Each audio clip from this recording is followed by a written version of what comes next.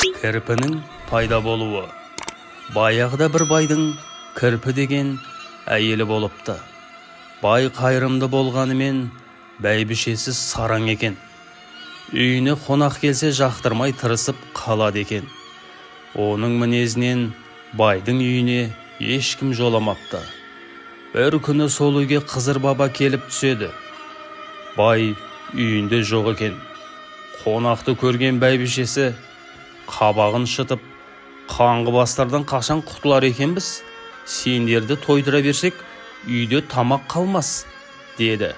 Қызыр, құдайы қонақпын, ең болмаса су бер, деді.